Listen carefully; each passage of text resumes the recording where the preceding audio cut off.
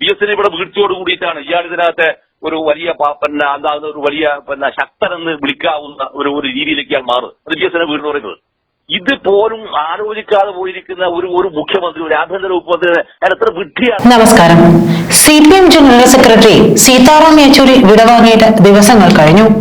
ആരാകും അടുത്ത general secretary എന്ന സംസാരവും അതിൽ തർക്കവുമൊക്കെ തുടങ്ങി കഴിഞ്ഞു. ചില തന്ത്രങ്ങളുമായി മുഖ്യമന്ത്രി പിണറായി വിജയനും രംഗത്തുണ്ട്. എന്നാൽ മുഖ്യമന്ത്രി പിണറായി വിജയന് താല്പര്യമുള്ള വ്യക്തിയായിരിക്കില്ല, അല്ലെങ്കിൽ മുഖ്യമന്ത്രി പിണറായി വിജയന് തന്നെയും ആയിരിക്കില്ല വരുന്ന ജനറൽ സെക്രട്ടറി സ്ഥാനത്തേക്ക് എത്തുക എന്നുള്ളതാണ് പറയുന്നത്. ആരാണ് പറയുന്നത്? രാഷ്ട്രീയ നിരീക്ഷകനായിട്ടുള്ള പാണ്ഡ്യാല ഷാജി അത് വിശദമാക്കുകയും ചെയ്യുന്നു. എന്തുകൊണ്ടാണ് പിണറായിക്ക് ആ സ്ഥാനത്തേക്ക് വരാൻ കഴിയാത്തതെന്നും പുതിയ ജനറൽ സെക്രട്ടറി വരുന്നതോടെ എന്താണ് സംഭവിക്കുകയെന്നതും പറയുന്നുണ്ട് പാണ്ഡ്യാല ഷാജി. മാത്രമല്ല, ആരാണ് അടുത്ത ജനറൽ സെക്രട്ടറി ആകുകയെന്നതും പിണറായിക്ക് ഇനി എന്തെല്ലാം സംഭവിക്കുമെന്നും കേരള CPM-ൽ എന്താണ് സംഭവിക്കാൻ പോകുന്നത് എന്നതുമൊക്കെ വ്യക്തമാക്കുകയാണ് പാണ്ഡ്യാല ഷാജി. ഞങ്ങളുടെ പ്രതിനിധി പാണ്ഡ്യാല ഷാജിയുമായി നടത്തിയ ടെലി സംഭാഷണത്തിലാണ് അദ്ദേഹം ഇക്കാര്യങ്ങൾ വ്യക്തമാക്കുന്നത്. ഷാജിദ, നമസ്കാരം ഷാജിദ. പിന്നെ നമ്മുടെ ബഹുമാനപ്പെട്ട, നമുക്ക് സാധാരണക്കാരന് ഇഷ്ടമുള്ള CPM നേതാവ് സീതാറാം യെച്ചൂരി അദ്ദേഹം അന്തരിച്ചിരിക്കുന്നു. അദ്ദേഹം വിടവാങ്ങിയിരിക്കുന്നു. CPM ഒരു വലിയ പ്രതിസന്ധിയിലേക്ക് കേന്ദ്ര നേതൃത്വം പോകുന്നു. ശരിക്കും കേരളത്തിലെ CPM പൊളിറ്റിക്സിലെ ഒരു റഫറി ആയിരുന്നു സീതാറാം യെച്ചൂരി. എന്തൊക്കെയായിരിക്കും കേന്ദ്രത്തിലും കേരളത്തിലും സീതാറാം യെച്ചൂരിക്ക് ശേഷം സംഭവിക്കാൻ പോകുന്നത്? ഒന്ന് ചുരുക്കി പറയാമോ? അല്ല, ഇതിനകത്തൊരു ഒരു വിഷയമായി ഫീൽ ചെയ്യുന്നത്, അല്ലെങ്കിൽ അത് നമുക്കങ്ങനെ പറയാൻ പറ്റുന്ന ഒരു കാര്യം, സീതാറാം യെച്ചൂരി ഇപ്പൊ കഴിഞ്ഞ 3 പാർട്ടി കോൺഗ്രസുകളിലായി, 4ാമത്തെ പാർട്ടി കോൺഗ്രസ് വരാൻ പോകും. ഈ പാർട്ടി കോൺഗ്രസുകളിലായി 2 പാർട്ടി കോൺഗ്രസ് നടപ്പിലാക്കിക്കൊണ്ടിരിക്കുന്ന ഒരു പൊളിറ്റിക്കൽ ലൈനുണ്ട്. ആ പൊളിറ്റിക്കൽ ലൈൻ എന്ന് പറയുന്നത് യഥാർത്ഥത്തിൽ ജനാധിപത്യ പാർട്ടികളെ യോജിപ്പിച്ചുകൊണ്ട് ഇന്ത്യയിൽ രൂപീകരിക്കാനിരിക്കുന്ന ഒരു വിശാല മുന്നണിയുടെ രാഷ്ട്രീയ പ്രാധാന്യത്തെക്കുറിച്ചാണ് അദ്ദേഹം വളരെ സമർത്ഥമായും വളരെ ബുദ്ധിപരമായും അത് ചലിപ്പിച്ചുകൊണ്ടിരുന്നത്. ഈ ചലിപ്പിച്ചുകൊണ്ടിരിക്കുന്ന രാഷ്ട്രീയ നീക്കത്തിന് വലിയ തിരിച്ചടി ഉണ്ടാക്കിയിരിക്കുന്ന ഒറ്റ സ്റ്റേറ്റ് മാത്രമേ ഇന്ത്യയിലുള്ളൂ. അത് ഏതാണെന്ന് പറഞ്ഞാൽ അത് കേരളമാണ്. അതിന് വരാനുള്ള കാരണം എന്താണെന്ന് പറഞ്ഞാൽ അതിശക്തമായ കോൺഗ്രസ് വിരോധമെന്ന രാഷ്ട്രീയത്തിന്റെ മേലെ, അതായത് വളരെ പ്രിമിറ്റീവായ ഒരു ആശയം, വളരെ പ്രിമിറ്റീവായിരിക്കുന്ന പൊളിറ്റിക്കൽ ലൈനാണ്. ആ ഒരു പൊളിറ്റിക്കൽ ലൈൻ ഇവിടെ കൊണ്ടുവരികയും അതുവഴി അവരുടെ കച്ചവട സാധ്യതകൾ ബാർഗെയിൻ ചെയ്ത് നിലനിർത്താനും അതോടൊപ്പം തന്നെ അത് വളരെ പരസ്യമായ ഒരു BJP ബാന്ധവത്തിലേക്ക് അത് ഡെവലപ്പ് ചെയ്യിപ്പിക്കാനുള്ള ഒരു ശ്രമത്തിന്റെ ഭാഗമായിരുന്നുവെന്ന് ഇന്ന് നമുക്കത് പകൽ പോലെ നിരീക്ഷിക്കപ്പെട്ടിട്ടുണ്ട്. അതുകൊണ്ട് തന്നെ യെച്ചൂരിയുടെ മരണം നിർമ്മിച്ചിരിക്കുന്ന ഉണ്ടാക്കിയിട്ടുള്ള വലിയ ശൂന്യത, വലിയ പ്രതിസന്ധി ആ പാർട്ടിക്കകത്ത് ഉണ്ട് എങ്കിൽ പോലും യെച്ചൂരി പിന്തുടർന്നു വന്നിരിക്കുന്ന പൊളിറ്റിക്കൽ ലൈനിൽ നിന്ന് ഭിന്നമായ ഒരു പൊളിറ്റിക്കൽ ലൈനിലേക്ക് ഇനി പാർട്ടിക്ക് പോകാൻ സാധ്യതമാവുകയില്ല എന്ന് തന്നെയാണ് ഞാൻ നിരീക്ഷിക്കുന്നത്. അങ്ങനെ വരാനേ വഴിയുള്ളത്. ഇതെന്തുകൊണ്ടാണ് എന്നുള്ള ചോദ്യമാണ് ഇത് രണ്ടാമത് വരുന്നത്. അല്ലാതെ പോവുകയാണെങ്കിൽ എന്ത് ചെയ്യുമെന്നുള്ളതാണ്. ഇത് നമ്മുടെ മുമ്പിൽ ഉണ്ടായിരിക്കുന്ന ഏറ്റവും വലിയ 2 ഉദാഹരണങ്ങൾ എന്ന് പറയുന്നത്, ഒന്ന് ബംഗാളാണ്. ഒരു 10-35 വർഷക്കാലത്തോളം ഭരിച്ചിരിക്കുന്ന ബംഗാളിനകത്ത് ഒരു മരുന്നിന് പോലും ഒരു MLA പോലും ആണെന്ന് കോൺട്രിബ്യൂട്ട് ചെയ്യാൻ പറ്റാതിരിക്കുന്ന അവസ്ഥയിലേക്ക് ആ പാർട്ടിയാണ് നിലംപരിച്ചായി നിലത്തടിച്ചു പോകുന്നത്. മറുഭാഗത്ത് വരുന്നത് ത്രിപുര. ഈ ത്രിപുരയുടേതാണ് ഇതിൽ ഏറ്റവും പ്രധാനപ്പെട്ടിരിക്കുന്ന മറ്റൊരു വിഷയം. ത്രിപുര എന്താണെന്ന് വെച്ചാൽ BJP സ്വീപ്പിംഗ് വിക്ടറിയാണ് BJP നടത്തിയത്. അതെന്തായാലും ഒരു ഫ്ലഡ് വന്ന കൂടിയാണ് സംഭവം. ഒരു വളരെ പെട്ടെന്ന് വന്ന് ഒരു ഉരുൾപൊട്ടലുണ്ടായി. ഇപ്പൊ വയനാട്ടിൽ ഉണ്ടായിരിക്കുന്ന ഒരു രണ്ട് പഞ്ചായത്തുകളില്ല, 3 പഞ്ചായത്തുകൾ ഇല്ലാതാക്കി എന്ന് പറയുന്ന പോലെ വരാവുന്ന വളരെ പെട്ടെന്ന് വന്നതല്ല ശരിക്കത്. എന്നാൽ മറിച്ചെന്താ സംഭവിച്ചത് അങ്ങനെയാണ്. അവരത് വരുന്നതിന് മുമ്പ് തന്നെ വളരെ കൃത്യമായി പരിവാറിന്റെ നേതൃത്വത്തിലുണ്ടാക്കുന്ന വനവാസി ഓർഗനൈസ്ഡ് ഫോമുകൾ പോലുള്ള വളരെ സൂക്ഷ്മമായി വർക്ക് ചെയ്യുന്ന അവരുടെ ആദിവാസി ഭാഷ പഠിച്ച് അവരവിടെ താമസിച്ച് എല്ലാ കാര്യങ്ങളും ചെയ്തു വരുന്ന സമയത്ത് വാസ്തവത്തിൽ പാർട്ടി ലീഡർഷിപ്പ് അറിഞ്ഞതിനകത്ത് മുന്നണി ലീഡർഷിപ്പ് അറിഞ്ഞിരുന്നില്ല എന്ന് പറയുന്നത് വാസ്തവത്തിൽ എത്രമാത്രം നിരുത്തരവാദപരമായിരുന്നു എന്നില്ല. അപ്പൊ അതിന്റെ എല്ലാം കൂടെ അത് വലിയ പഠനത്തിന് വിധേയമാക്കുന്ന സംഭവമാണ്. അപ്പൊ അതിന്റെ എല്ലാം ഉണ്ടായിരിക്കുന്ന സംഭവം വന്നപ്പോ BJP പവറിൽ വന്നപ്പോ അധികാരം തിരിച്ചു പിടിച്ചപ്പോ അവർ പിടിച്ചെടുത്തപ്പോ നരേന്ദ്രമോദി അവിടെ നടത്തിയിരിക്കുന്ന ഒരു പ്രസംഗമുണ്ട് അഗപ്തരയിൽ.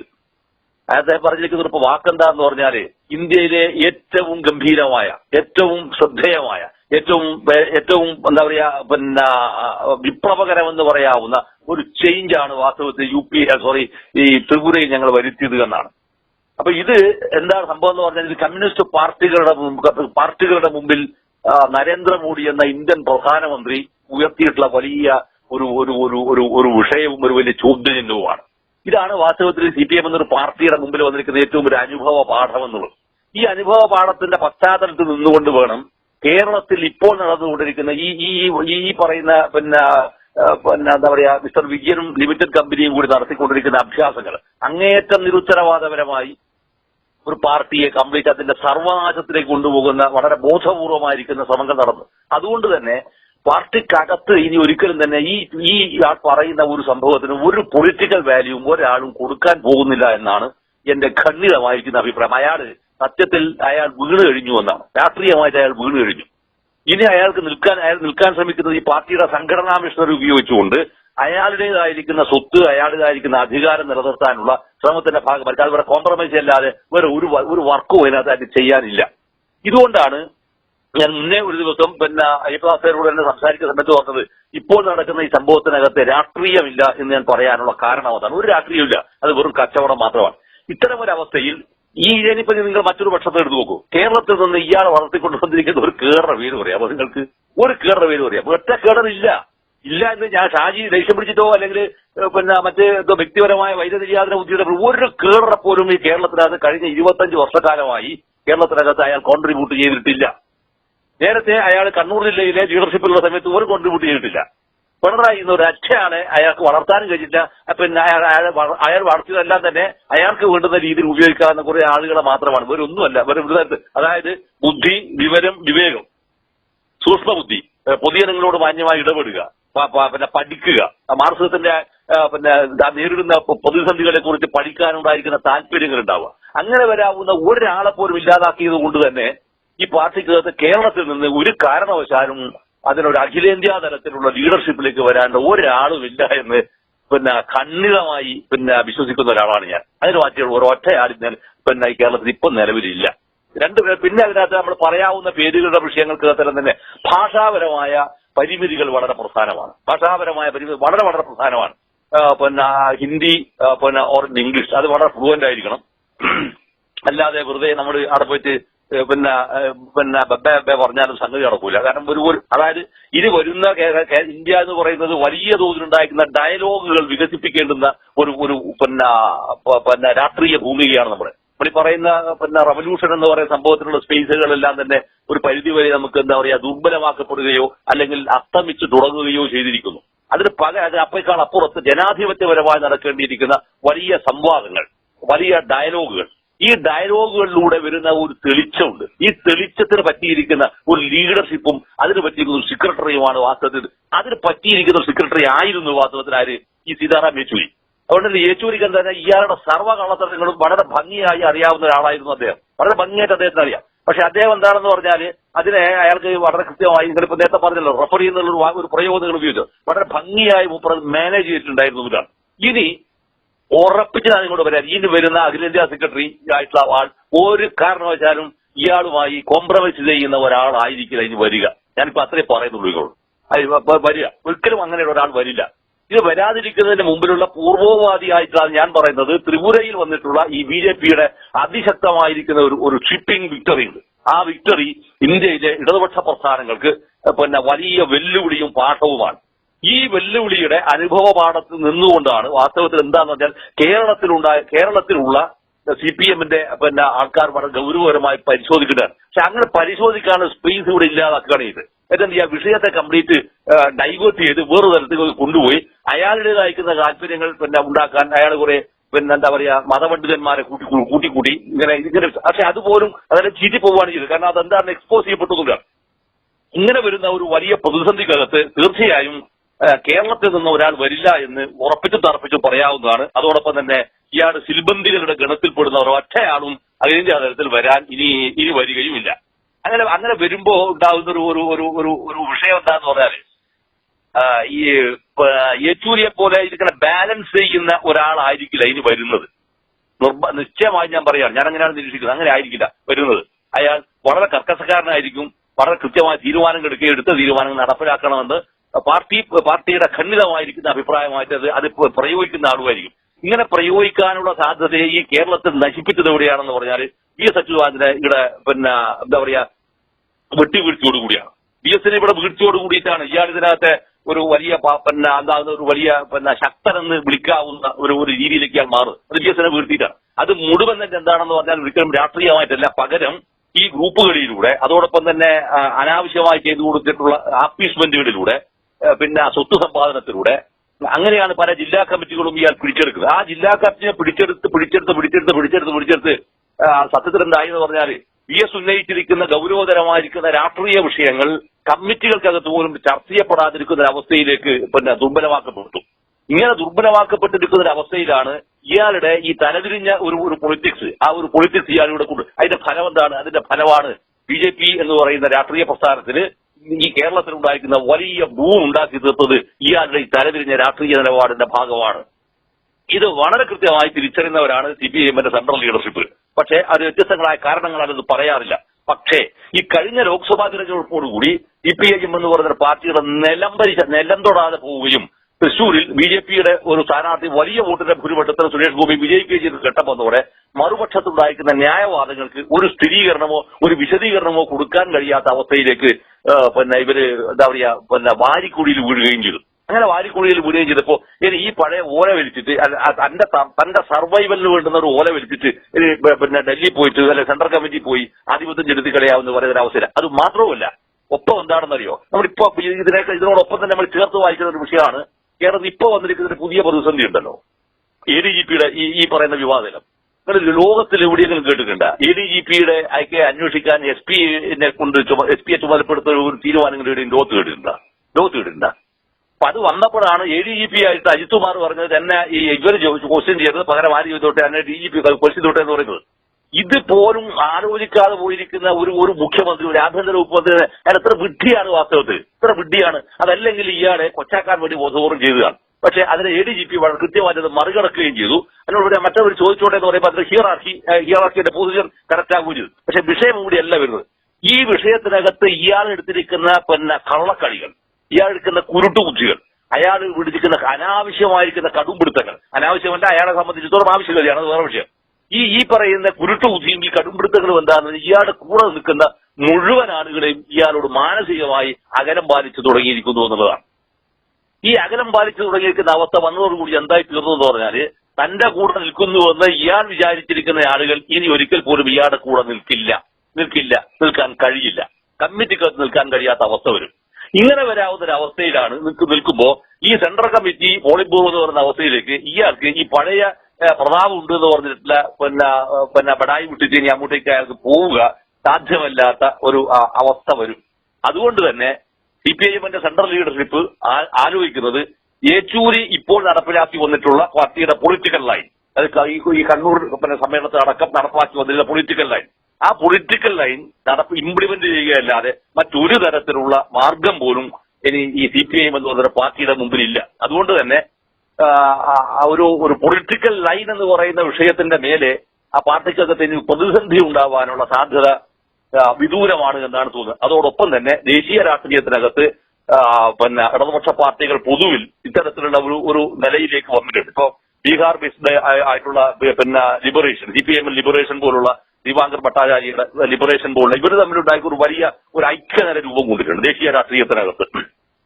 ആ ദേശീയ രാഷ്ട്രീയത്തിൽ കൊണ്ടിരിക്കുന്ന ഐക്യനിര എന്ന് പറയുന്നത് മുഴുവൻ തന്നെ എന്താന്ന് പറഞ്ഞാൽ വളരെ കൃത്യമായിരിക്കുന്ന ഒരു എന്താ പറയുക ജനാധിപത്യപരമായ അവസ്ഥയിൽ, അതായത് തിരഞ്ഞെടുപ്പുകൾക്ക് കൂടി പ്രാമുഖ്യം നൽകിക്കൊണ്ട് തന്നെ ഉണ്ടായിരിക്കുന്ന ഡയലോഗുകളിലൂടെ പൊതുജനങ്ങളോട് കാര്യങ്ങൾ വിശദീകരിക്കുക, പബ്ലിക്കിനോട് കാര്യങ്ങൾ വിശദീകരിക്കുക എന്ന അവസ്ഥയിലേക്ക്. അതിന് പകരം ഇവിടെ വരുന്ന ഇയാൾ കൊണ്ടുവരുന്ന സംഭവം മുഴുവൻ തന്നെ ഗൂഢവാദമാണ്, കംപ്ലീറ്റ് ഗൂഢവാദമാണ്. അപ്പൊ ഇത്തരം ഒരു ഗൂഢവാദം കൊണ്ടുവന്ന് ചെയ്തതിന്റെ ഫലമാണ് എന്തായെന്ന് ഇവിടുത്തെ പാർട്ടി എന്തായത് പൊതുജനങ്ങളിൽ നിന്ന് അകലുന്നു. ഒന്ന്. രണ്ട്, പൊതുജനങ്ങൾ പറയുന്നതൊന്നും ഇയാൾക്ക് കേൾക്കേണ്ട കാര്യമില്ല എന്നുള്ളതാണ്.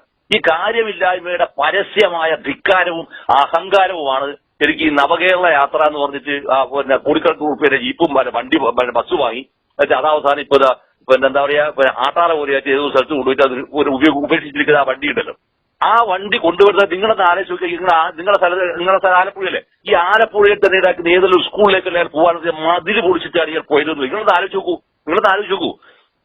ഒരാൾ കാണിച്ചു വെച്ചിരിക്കുന്ന ഇതെല്ലാം പറഞ്ഞ ശരിക്കും ശുദ്ധ തെമ്മാടുത്തെന്നല്ലാതെ മറ്റെന്തെങ്കിലും പറയുന്നില്ല. ഇവരെന്ത് വാക്കാ ഇതിനെ പ്രയോഗിക്കുക?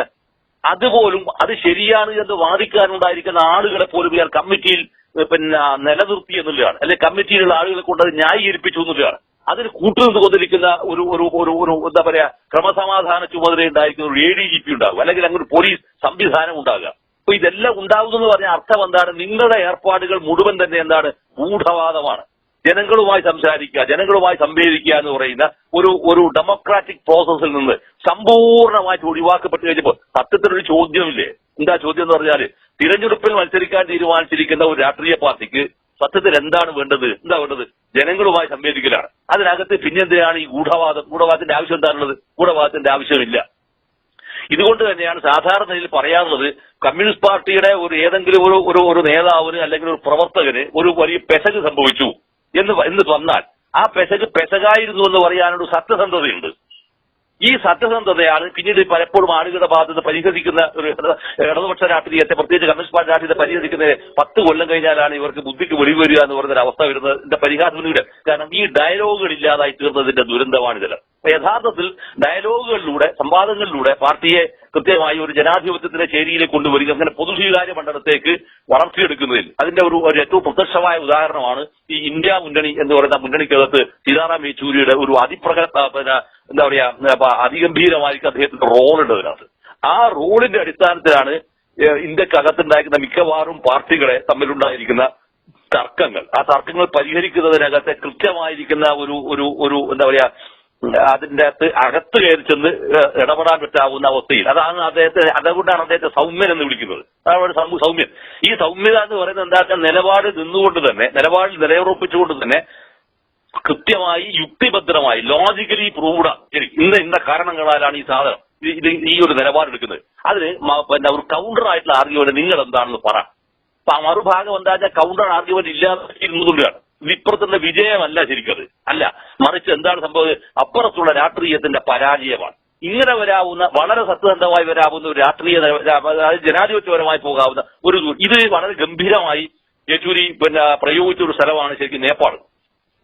അപ്പൊ അതെല്ലാം ഇന്ന് പത്രങ്ങളിൽ വന്നിരിക്കുന്ന സംഭവങ്ങളാണ്. അപ്പൊ ഇങ്ങനെ വരുന്ന ഒരുപാട് അനുഭവത്തിന്റെ ഒരു രീതി അദ്ദേഹം രാജ്യത്തിനകത്തും രാജ്യത്തിന് പുറത്തുള്ള രാജ്യങ്ങൾക്കകത്ത് പോലെ പ്രയോഗിക്കുമ്പോൾ ആ പ്രയോഗം എന്ന് പറയുന്നത് ജനാധിപത്യം എന്ന സംവിധാനത്തിലുണ്ടായിരിക്കുന്ന ഒരു സൂക്ഷ്മതയാണ് വാസ്തവത്തിൽ.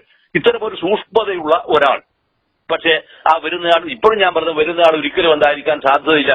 ഇതുപോലുള്ള ഒരു എന്താ പറയാ പവർ ബാലൻസിങ് അല്ലെങ്കിൽ അതങ്ങനെ ചെയ്യുന്ന ഒരാളായി ബാലൻസ് ചെയ്തു പോകുന്ന ആളായിരിക്കൂല മിക്കവാറും.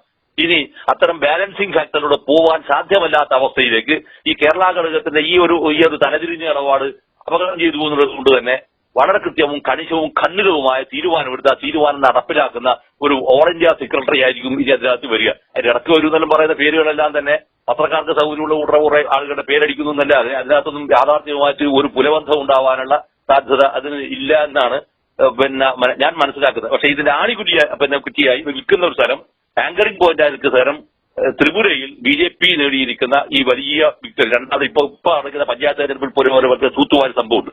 അങ്ങനെ വരുമ്പോൾ അവിടെ എങ്ങനെയാണ് പിന്നെ അവിടെ പാർട്ടിക്ക് നിൽക്കാൻ കഴിയുക എന്നൊരു ചോദ്യമുണ്ട്. ഈ ചോദ്യമാണ് വാസ്തവത്തിൽ അഖിലേന്ത്യാ തലത്തിൽ വളർന്നു വരുന്ന ഒരു മുന്നണിയുടെ രാഷ്ട്രീയമായിരിക്കുന്ന പ്രാധാന്യവും പ്രസക്തിയും ഇതാണ്. അതുകൊണ്ട് തന്നെ നമ്മളിപ്പോ അയ്യപ്പദാസ് പറഞ്ഞിരിക്കുന്ന പേരുകൾക്കകത്ത് വിട്ടിരിക്കുന്നതാണ് ഇയാളുടെ കിട്ടിയാക്കിയത്. നിങ്ങൾക്ക് ആദ്യം ഒന്ന് ആലോചിക്കട്ടെ. അവിടെ അതെല്ലാം എന്താണ്, അല്ല ഇവർക്ക് ഈ പത്രക്കാരനായിട്ടുള്ള ആളുകൾക്ക് ഒരു താല്പര്യം ഉണ്ടാവും. കാരണം ചില ആളുകളെ ചില ആളുകളെ നമ്മളെ പേര് എഴുതണമെന്ന് പറഞ്ഞിട്ട് വിളിച്ചു പറയുന്നവരുണ്ട്. അപ്പൊ അതെല്ലാം വരെ അത് ആസ്വദ തള്ളിക്കളഞ്ഞാൽ മതി, അതിലേക്കൊന്നും അത് പോവില്ല. കാരണം സീതാറാം യെച്ചൂരി വളരെ കൃത്യമായി എന്താ പറയാ കാണിച്ചു വെച്ചിട്ടുള്ള ഒരു വഴി ഉണ്ടതിൽ. അപ്പൊ ആ വഴിയിലൂടെ തന്നെ സഞ്ചരിക്കാനായിരിക്കും കൃത്യമായും പാർട്ടിയുടെ ലീഡർഷിപ്പിന് താല്പര്യം ഉണ്ടായിത്തീരുക. അല്ലാതെ താല്പര്യങ്ങൾ എന്ന് പറയുന്നത് ഇയാളുമായി ബന്ധമുള്ള ചില എന്താ പറയാ പേനകുന്തികളുണ്ട്. ഈ പേനകുന്തികളുടെ താല്പര്യം പേനകുന്തികളോട് പറഞ്ഞിട്ട് ചെയ്യിപ്പിക്കുന്ന തനി ഗിമ്മിക്കുകളാവാൻ മാത്രമേ വഴിയുള്ളൂ എന്നാണ് എനിക്ക് തോന്നുന്നത്. അതുകൊണ്ട് തീർച്ചയായും പാർട്ടി ആ അർത്ഥത്തിൽ പ്രതിസന്ധിയെ അദ്ദേഹത്തിന്റെ മരണം കൊണ്ട് പ്രതിസന്ധിയെ നേരിടുമെങ്കിലും ഒരു പൊളിറ്റിക്കൽ ലൈനിന്റെ മേലെ ഒരു പ്രതിസന്ധിയെ നേരിടാനുള്ള സാധ്യത ഇനി ഉണ്ടാവാൻ സാധ്യത ഇല്ല എന്ന് തന്നെയാണ് അയ്യപ്പദാസ് എനിക്ക് തോന്നുന്നത്. ശരിക്കും ഇങ്ങനെ എന്റെ ഒരു അഭിപ്രായം. അപ്പൊ ഒരു പൊളിറ്റിക്കൽ പ്രതിസന്ധി ഉണ്ടാകില്ല എന്നാണ് പിന്നെ ഷാജിയേട്ടൻ പറയുന്നത് അല്ലെ? അതായത് പൊളിറ്റിക്കൽ പ്രതിസന്ധി എന്ന് പറയുന്നത് നമുക്ക് വേണ്ടത് പൊളിറ്റിക്കൽ ലൈനിന്റെ പ്രതിസന്ധിയാണ്. അപ്പൊ യെച്ചൂരി CPIM ഇല്ല. അതെ, അപ്പൊ സഹ യെച്ചൂരി തെളിച്ചിട്ട പാത മുന്നിലുണ്ട്. അപ്പോ അങ്ങനെ ഒരു ക്രൈസിസ് പിന്നെ CPM ഉണ്ടാകില്ല എന്ന് തന്നെയാണ് ഒരു ഇടത് സഹയാത്രികനായ താങ്കൾക്ക് പറയാനുള്ളത്. അതെ, ഞാനത് ഇത്രയും ഉറപ്പിച്ചും തറപ്പിച്ചു. ആ പൊളിറ്റിക്കൽ ലൈൻ അല്ലാതെ മറ്റൊരു പൊളിറ്റിക്കൽ ലൈനിലേക്ക് ഇപ്പൊ പോവുക സാധ്യമല്ല. അങ്ങനെ കഴിയുമോ? ഇപ്പോഴത്തെ ഒരു സാഹചര്യത്തിൽ ആകെ പിന്നെ ഭരണമുള്ളത് കേരളത്തിൽ, ഏറ്റവും കൂടുതൽ CCയിൽ മെമ്പർഷിപ്പ് ഉള്ളത് കേരളത്തിൽ നിന്നുള്ളവർ, ബംഗാളിൽ നിന്ന് ആൾ കുറവാണ്, ത്രിപുരയിൽ ആരുമില്ല. അപ്പൊ അങ്ങനെ പറയുമ്പോൾ അതിന് സാധ്യതയുണ്ടോ? അല്ല, അതിന് സാധ്യത വരുന്നത് ഇനി ഒരു കാര്യം ഉറപ്പാണ്. ഈ സെൻട്രൽ കമ്മിറ്റി CCയിലേക്ക് ഈടുന്ന് കൊണ്ടുപോയിരിക്കുന്ന ആളുകളെ ഞാൻ പലപ്പോഴും പറയുന്നത് ഒരു വകക കൊള്ളുന്ന ആളുകൾ സെൻട്രൽ കമ്മിറ്റിയിലേക്ക് എടുത്തില്ല. ഇതെല്ലാം ഇയാളുടെ സൗകര്യം, ഇയാൾക്ക് വേണ്ടി അവിടെ കൈകൊതിക്കാനുള്ള ഭൂരിപക്ഷത്തിന് വേണ്ടി മാത്രമാണ് ഈ സാധനം. വരുന്നല്ല. ഇതൊന്നും ആലോചിക്കുക, ഈ പാർട്ടിക്ക് അത് സെൻട്രൽ കമ്മിറ്റിക്ക് ഇരിക്കാൻ യോഗ്യതയിൽ എത്ര ആളുകൾ ഇപ്പൊ പുറത്തിരിക്കുന്നുണ്ട്. അവരെ മുഴുവൻ തന്നെ ഒഴിവാക്കി നിർത്തിക്കൊണ്ട് ഇയാൾക്ക് ഓശാന പാടുകയോ ഇയാൾക്ക് പിന്തുണ പ്രഖ്യാപിക്കുകയോ ഇയാൾക്ക് കൈകൂട്ടി കൊടുക്കുകയോ ചെയ്യുന്ന, ഇയാൾ ഇപ്പോ പിന്നെ രാത്രിയാണെന്ന് പറഞ്ഞാൽ രാത്രിയാണെന്ന് പറയാവുന്ന ഒരു വകക്ക് കൊള്ളാത്ത ആളുകളെയാണ് ഇയാൾ സെൻട്രൽ കമ്മിറ്റി കൊണ്ട് കയറ്റിയിരുത്തിയത്. അതിന്റെ ഫലം എന്താണ്? ശരിക്ക് ഒരു പാർട്ടി അതിന്റെ ആഭ്യന്തരമായി അത് ശിഥിലീകരിക്കപ്പെടുന്നു, ദുർബലമാക്കപ്പെടുന്നു, ശിഥിലീകരിക്കപ്പെടുന്നു എന്നുള്ളതാണ്. അപ്പൊ അങ്ങനെ ഒരു ചിത്രം ഉണ്ടാകുമ്പോൾ നിങ്ങൾക്ക് നിങ്ങളുടെ താല്പര്യങ്ങൾ മാത്രമേ ഉണ്ടാകൂ. അതിന് ഈ ഒരു മഹത്തായ പൈതൃകവും പാരമ്പര്യവും സഹനവും ഉണ്ടായിരിക്കുന്ന ഒരു പാർട്ടിയെ അയാൾ ഉപയോഗിച്ചു എന്നുള്ളതാണ്. ഈ ഉപയോഗത്തിന്റെ ഭാഗമായാണ് ഇപ്പൊ കഴിഞ്ഞ ദിവസം അയാൾ കോളത്ത് പോയിട്ട് നടത്തിയിരിക്കുന്ന പ്രസംഗം കണ്ടില്ലേ? ഒരു നാണവും ലജ്ജ എന്നൊരു സാധനമില്ലാതില്ല അയാൾ വീണ്ടും സംഘപരിവാറിന് ചെറുത്ത സംഭവത്തിന്റെ കഥ പറഞ്ഞത്. ആ കഥക്കകത്ത് ഒരു പ്രധാന സംഭവം ഈ കേരളത്തിലെ നിയമസഭക്കകത്ത് PT തോമസ് എന്ന് പറയുന്ന പിന്നെ കോൺഗ്രസിന്റെ MLA അദ്ദേഹം വളരെ വ്യക്തമായി ഇയാളുടെ മുഖത്ത് നോക്കി പറഞ്ഞല്ലേ ഈ വിഷയം പിന്നെ PT തോമസ് ഉന്നയിക്കുന്ന സമയത്ത് അദ്ദേഹം മറ്റൊരു കാര്യം കൂടി പറഞ്ഞത്, ഈ പറയുന്ന കൊലപാതകം നടക്കുന്ന ഈ പിന്നെ UK കുഞ്ഞിരാമന്റെ കൊലപാതകം നടക്കുന്ന സമയത്ത് കൊല്ലപ്പെടുന്ന സമയത്ത് ആ വിഷയം നിയമസഭയിൽ അവതരിപ്പിക്കുന്ന ഇയാൾ ഒരു അക്ഷര നിയമസഭക്കകത്ത് വിജയാടിയിട്ടില്ല. ഇയാൾ അന്ന് കേരളത്തിലെ നിയമസഭക്കകത്തുണ്ട്, ഈ വിജയൻ ഉണ്ട്. ഒരക്ഷരം ഇയാൾ വിജയാടിയില്ല. കാരണം ഇയാൾക്ക് അറിയാവുന്ന സംഭവം. പിന്നെ ചരിത്രത്തിനകത്ത് പലപ്പോഴും ഈ വ്യാജ നിർമ്മിതികൾ ഉണ്ടാക്കി വെച്ച് ഒരു പുതിയ കഥ വരഞ്ഞു കഴിഞ്ഞാൽ ആ കഥയുടെ കൂടെയാണ് സഞ്ചരിക്കുക. കാരണം ആൾക്ക് ചരിത്രം പഠിക്കാൻ താല്പര്യമില്ല, പാർട്ടി പഠിപ്പിക്കുന്നില്ല എന്നുള്ളതാണ്. അപ്പൊ അങ്ങനെ വരുമ്പോഴുണ്ടായിരിക്കുന്ന നുണ പറഞ്ഞിട്ട് ഈ പറയുന്ന സംഭവം മാത്രം ഉണ്ടാക്കുക. പിന്നെ പരിവാറിനെതിരായി ഏട് ചെറുത്തുറപ്പ് നടത്തിയെന്ന് പറയുന്നവർ എന്ത് ചെറുത്തുറപ്പ് നടത്തിയതിന് UPയിൽ മന്ത്രിസഭ ഉണ്ടാക്കുന്ന സമയത്ത് പിന്തുണ കൊടുത്തേക്കുന്ന ലൈസൺ കമ്മിറ്റിയുടെ അധ്യക്ഷനായിരുന്നില്ലേ പിന്നെ സാക്ഷാൽ കൃഷ്ണൻ സൂർജിത്ത്. പിന്നെ അതൊക്കെ പറഞ്ഞാൽ എന്താന്ന് പറഞ്ഞാൽ വഷളാണ് അതിൽ പറയുന്നത്. നമുക്ക് ചോദിച്ചുകൊണ്ട് ചർച്ച അവസാനിപ്പിക്കാം. അതായത് ചേട്ടൻ പറയുന്നത് പിന്നെ CCയിലെ കേരള ഘടകത്തിന്റെ പ്രാധാന്യം കുറയുന്നു. ഇപ്പോ സഖാവ് യെച്ചൂരിയുടെ നിര്യാണത്തിന് ശേഷം കേരളത്തിലെ പിന്നെ പാർട്ടി അംഗങ്ങളുടെയും പ്രത്യേകിച്ച് മുഖ്യമന്ത്രി പിണറായി വിജയൻ എന്ന നേതാവിന്റെയും ശക്തി പാർട്ടി കേന്ദ്രതലത്തിൽ CC തലത്തിൽ പോളിറ്റ് ബ്യൂറോ തലത്തിൽ കുറയുമോ എന്നൊരു ചോദ്യം കൂടെ ഞാൻ ചോദിച്ചുകൊണ്ട് ഈ ചർച്ച തീർച്ചയായും കുറയും. അത് കുറയുന്ന മറ്റൊന്നും കൊണ്ടല്ല. ഒന്ന് വായു തുറന്ന കളവേ ഇയാൾ പറയുള്ളൂ. ചെയ്ത പ്രവൃത്തികൾ മുഴുവൻ തന്നെ പാർട്ടി വിരുദ്ധ പ്രവർത്തനമാണ് ഇയാൾ നടത്തിയത്. രണ്ടാമത്തെ വിഷയം അതുകൊണ്ട് തന്നെ പാർട്ടിക്കകത്ത് ഒരു ഒറ്റ കേഡർ അയാൾ കൊണ്ടുവന്നിട്ടില്ല.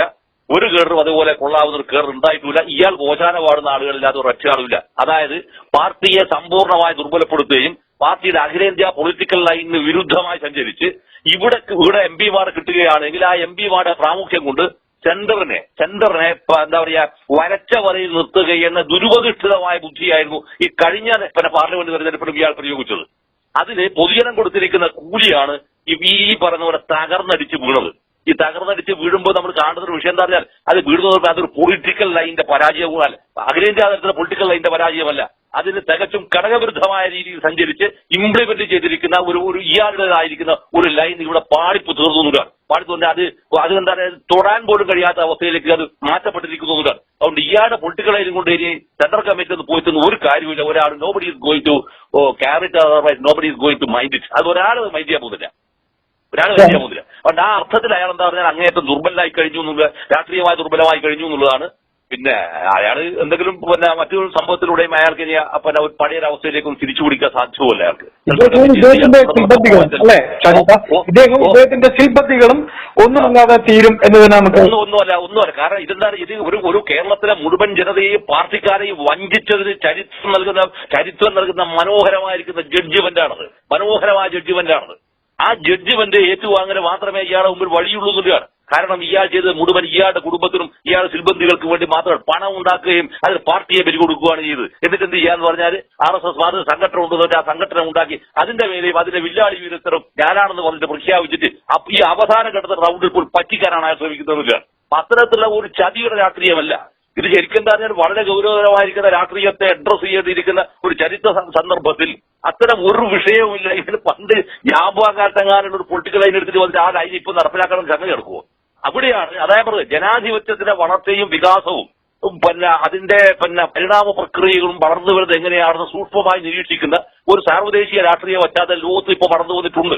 അത്തരമൊരു വളർന്നു വന്ന പശ്ചാത്തലം നിന്നുകൊണ്ടാണ് ശരിക്കും നമ്മൾ ചെയ്തത്. നമ്മൾ ഈ കേരളത്തിനകത്ത് ഇത് ഇംപ്ലിമെന്റ് ചെയ്യേണ്ട എങ്ങനെയാണ് ഇന്ത്യയിൽ ഇംപ്ലിമെന്റ് ചെയ്യേണ്ടതെന്ന് ചോദിക്കുന്ന ചോദ്യം. അന്നേരം എന്റെയും എന്റെ കുടുംബത്തിലെയും എന്റെ താല്പര്യവും മറ്റും സംരക്ഷിക്കപ്പെടാൻ മാത്രമായി ഒരു പാർട്ടിയുടെ പൊളിറ്റിക്കൽ ലൈനിനെ ചതിച്ചുകളയോ ആ ചതിച്ചുകളയുന്ന പൊളിറ്റിക്കൽ ലൈനിനെതിരെ ഇതെല്ലാം മനസ്സിലായിട്ട് കൂടി സീതാറാം യെച്ചൂരി എന്ന് പറയുന്ന വളരെ തന്ത്രശാലിയായിരിക്കുന്ന ഒരാൾ, വളരെ സൗമ്യനായ അദ്ദേഹം അതിനെ നേരിട്ട് നിന്നില്ല. അതുകൊണ്ട് അങ്ങനെ നേരിടുന്ന ഒരാളായിരിക്കില്ല ഇനി വരുന്നത്. തീർച്ചയായും അത് വളരെ കർക്കശക്കാരനായിരിക്കുന്ന ഒരാളായിരിക്കും. അങ്ങനെ ആയിരിക്കണം എങ്കിൽ മാത്രമാണ് ഇത്തരത്തിലുണ്ടായിരിക്കുന്ന ഈ കള്ള നാണയങ്ങൾ എന്താ പറയുക ചവിട്ടിയിട്ട് ഇതിനകത്ത് ഓട്ടോമാറ്റിക്കലി ഒഴിഞ്ഞു പോകുന്ന ഒരു അവസ്ഥ ഉണ്ടാകുകയും ചെയ്യാം. അതുകൊണ്ട് ഇയാളുടെ അപ്രമാദിത്വത്തിന് വലിയ തിരിച്ചടി സ്വാഭാവികമായും ഉണ്ടാവുമെന്ന് തന്നെയാണ് മിസ്റ്റർ അയ്യപ്പദാസ് എന്റെ ഖണ്ഡിതമായിരിക്കുന്ന അഭിപ്രായമാണ്.